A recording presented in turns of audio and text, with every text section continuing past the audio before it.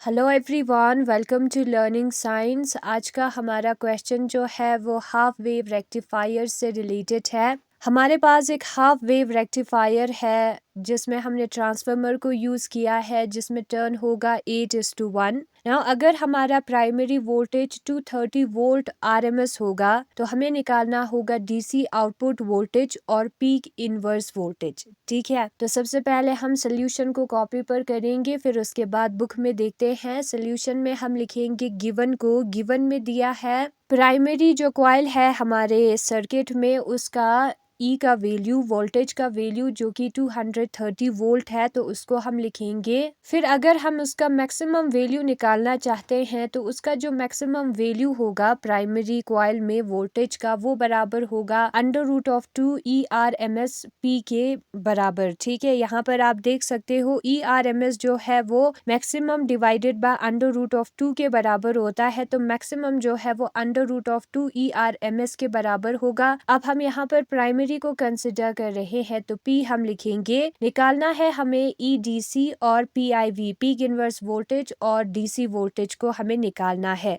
तो हम यहाँ पर लिखेंगे EMP इज इक्वल टू √2 का मतलब होता है 0.707 इंटू ERMS का वैल्यू हम लिखेंगे जो कि 230 वोल्ट होगा। तो इंटू करते हैं 0.707 को 230 के साथ। ये थोड़ा मिस्टेक हुआ है, 1/√2 जो है वो 0.707 आता है। √2 जो है वो हमारा बराबर आता है 1.414 के, तो हमें 1.414 लिखना है। ठीक है, 1 डिवाइडेड बाय √2 0.707 आता है, तो हम यहाँ पर लिखेंगे 1.414 और उसको हम 23 से मल्टीप्लाई करते हैं। लास्ट पे हम 0 ऐड कर देंगे तो 230 से मल्टीप्लिकेशन हो जाएगा। 3 4 ज़ा 12, 1 चला जाएगा केरी, 3 1 ज़ा 3 प्लस 1 करेंगे 4, 3 4 ज़ा 12, 1 चला जाएगा केरी, 3 1 ज़ा 3 प्लस 1 करेंगे 4। फिर क्रॉस हमें लिखना है 2 4 ज़ा 8, 2 1 ज़ा 2, 2 4 ज़ा 8, 2 1 ज़ा 2। फिर जो कॉलम्स में नंबर है उसको प्लस करना है, तो यहाँ पर 2 आएगा, यहाँ पर 8 9 10 11 12, 1 चला जाएगा केरी, 2 प्लस 2 4 प्लस 1 करेंगे 5, 8 9 10 11 12, 1 चला जाएगा केरी, 2 प्लस 1 3। 3 डिजिट के आगे हमारा पॉइंट आता है, तो हमें 3 डिजिट के आगे पॉइंट लिखना है। आंसर में 0 भी आता है तो 0 भी हम लास्ट पे ऐड करेंगे। ठीक है, 0 से इंटू करेंगे तो 0 ही आएगा, तो हमारा आंसर होगा 325.220। 1.414 को जब हम 230 के साथ इंटू करेंगे तो हमें मिलेगा 325.220। पहले हमें मल्टीप्लाई करना है, 23 से मल्टीप्लाई कर सकते हैं, लास्ट पे 0 ऐड करेंगे तो 230 से मल्टीप्लिकेशन जैसा ही हो जाएगा। एंड अगर हम कैलकुलेटर का यूज करेंगे तो यहाँ पर अप्रोक्सीमेटली 325.3 आता है, यहाँ पर 6 आता है। ठीक है, वो डिजिट पर डिपेंड होता है कि हम कितने डिजिट लेते हैं इस वाले टर्म में। 1.414 के आगे अगर हम डिजिट लेंगे तो हमें 3 मिल जाएगा। तो EM जो है हमारा वोल्टेज जो है प्राइमरी कॉइल में वो बराबर होगा 325.3 वोल्ट के। तो उसको हमने लिखा मैक्सिमम वैल्यू को। फिर उसके बाद हम क्या करेंगे, प्राइमरी और सेकेंडरी कॉइल के नंबर ऑफ टर्न का रेशियो लिखेंगे जो कि क्वेश्चन में दिया है, वो होता है 8:1। Number of turns in primary coil divided by number of turns in secondary coil जो है वो होगा 8:1 जो कि क्वेश्चन में दिया है। जो मैक्सिमम सेकेंडरी वोल्टेज होगा divided by maximum primary voltage होगा, वो जो है number of turns in secondary divided by number of turns in primary transformer के बराबर आता है। ठीक है, यानी कि जो हमारा सेकेंडरी और प्राइमरी का रेशियो है वोल्टेज का, वो बराबर होगा सेकेंडरी और प्राइमरी का रेशियो टर्न्स की। ठीक है, तो EMP जो है वो NP/NS के बराबर होता है। तो EMS जो है वो EMP, यहाँ पर ऊपर सेकेंडरी है तो यहाँ पर नंबर ऑफ टर्न सेकेंडरी आएगा, नीचे प्राइमरी है तो नंबर ऑफ टर्न्स प्राइमरी आएगा। करंट में रिवर्स में हम लिखते हैं, लेकिन यहाँ पर वोल्टेज में सेम लिखते हैं, तो इसी रिलेशन का यूज करके हमें मिल जाएगा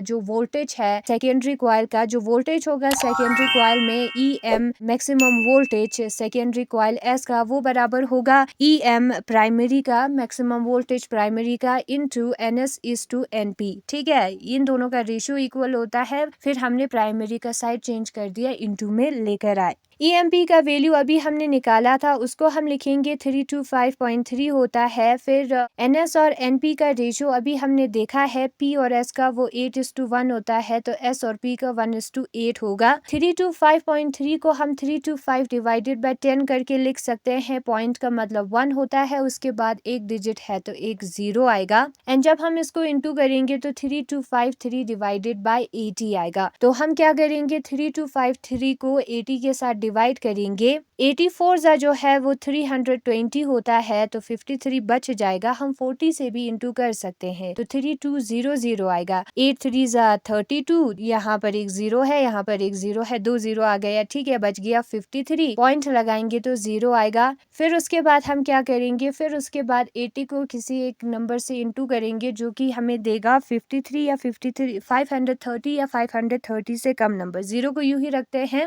8 6 जा 48 होता है। फिर 8 7 जा जो है 48 49 50, 8 7 जा 53 से ज्यादा नंबर होगा तो हम 6 से इंटू कर देते हैं। 8 6 जा 48, ठीक है, साथ में 0 भी है। 80 से इंटू किया है तो 0 लास्ट पर आ जाएगा, 480 हमें मिलेगा। 8 6 जा 48, ये 0 आ जाएगा, ठीक है। फिर हम क्या करेंगे, माइनस करेंगे। यहाँ पर 0, यहाँ पर 4 बच गया। 8 अगर हम निकाले 13 में से तो हमारे पास बचता है 50। ओके, पॉइंट हमने पहले से लगाया है तो 500 बन गया। ये भी 6 जा 48 होगा, 49 50 बच जाएगा यहाँ पर 20, ठीक है। तो जब हम 3253 को 80 के साथ डिवाइड करेंगे तो हमें मिलेगा 40.66, तो हमारा आंसर होगा 40.66। लेकिन हमें ये नहीं निकालना था, सेकेंडरी कॉइल में मैक्सिमम वोल्टेज हमें नहीं निकालना था, हमें निकालना था DC output. DC output voltage जो है वो हमें कैसे मिलेगा, ई डीसी, वो हमें मिलेगा DC current into resistance. Resistance कौन सा होगा, लोड रेजिस्टेंस होगा, ठीक है। अब ये जो डीसी करंट है वो हमारा बराबर होता है मैक्सिमम करंट अपॉन पाई के, तो उसको हम लिखेंगे, ठीक है। एवरेज करंट जो है वो मैक्सिमम करंट अपॉन पाई के बराबर होगा। सेकेंडरी कॉइल को हमें कंसिडर करना है क्योंकि हम सेकेंडरी कॉइल वाले सर्किट को देख रहे हैं, into resistance RL. Ohm's law के मुताबिक करंट इनटू रेजिस्टेंस वी होता है, ठीक है। अब यहाँ पर वोल्टेज को रिप्रेजेंट कर रहे हैं ई के साथ, तो ई होगा। करंट इनटू रेजिस्टेंस जो है वो वोल्टेज के ई के बराबर होगा, तो E M S upon pi हमें मिलेगा। इसको इंटू करेंगे तो हमें मैक्सिमम वोल्टेज सेकेंडरी में मिलेगा, ठीक है। अब ये जो है अभी हमने निकाला था, उसका वैल्यू हम पुट करेंगे। 3.14 पाई का वैल्यू होता है, जो कि हमें याद होना चाहिए, उसको हम पुट करेंगे और डिवाइड करेंगे। दोनों में पॉइंट के बाद 2 डिजिट है, तो हम पॉइंट को कंसिडर ना भी करें तो चलेगा। तो 4066 को हमें 314 के साथ मल्टीप्लाई करना है, तो 314 1 जा 314 होगा। 406 में से जब हम 314 को निकालेंगे तो 92 बचेगा। ये 6 जो है वो नीचे आ जाएगा। 314 2 जा जो है वो होता है 628, तो उसको हम लिखेंगे, 3 से इंटू नहीं कर सकते, 942 आ जाता है, ठीक है। लेकिन यहाँ पर 926 है ना। फिर हम क्या करेंगे, 926 में से माइनस करेंगे 628 को, तो कितना बचेगा, 926 में से जब हम 628 को माइनस करेंगे तो यहाँ पर 1 बचेगा। 16 में से 8 माइनस करेंगे तो 8, यहाँ पर 8 बचेगा। 11 में से 2 माइनस करेंगे तो 9 आएगा, 10 11, ठीक है। फिर 6 में से 8 माइनस करेंगे तो 7 8 2 आ जाएगा, 298 आएगा, ठीक है। पॉइंट लगाएंगे क्योंकि वो 314 से कम है, तो 0 यहाँ पर 8 हो जाएगा। 3149 जा 314 को 9 के साथ इंटू करके देखते हैं। 9 4 जा 36, 3 चला जाएगा कैरी, 9 1 जा 9, 10 11 12, 1 चला जाएगा कैरी, 9 3 जा 27, 1 प्लस करेंगे तो 28, 2826 आएगा, ठीक है। तो 314 को जब हम 9 के साथ इंटू करेंगे तो 2826 आएगा, जो कि 2980 से कम है। तो हमारा आंसर जो है वो अप्रोक्सीमेटली 12.9 वोल्ट होगा। कितना होगा, 12.9 वोल्ट होगा। वो है हमारा डीसी आउटपुट वोल्टेज। नाउ हम निकालेंगे पीक इनवर्स वोल्टेज को। जो हमारा पीक इनवर्स वोल्टेज है वो मैक्सिमम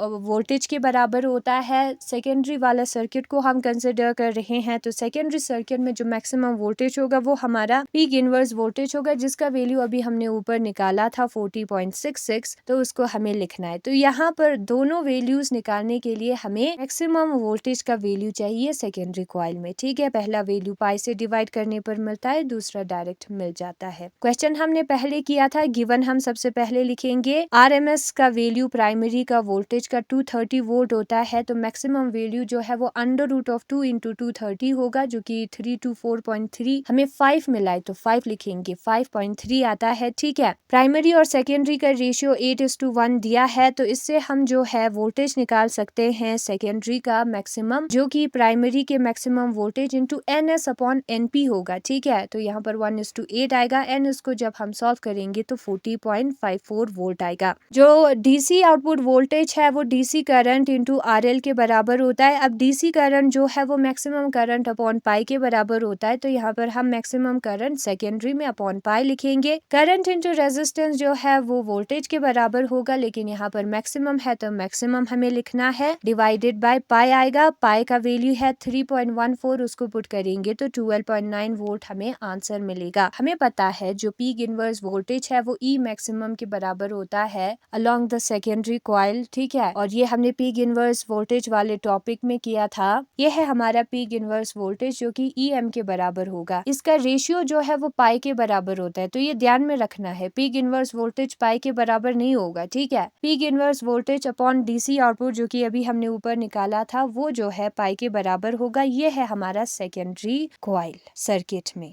तो यही है आज का हमारा टॉपिक, जिसमें हमने दो वैल्यूज निकाला, डीसी आउटपुट वोल्टेज और peak inverse voltage. Thanks for watching.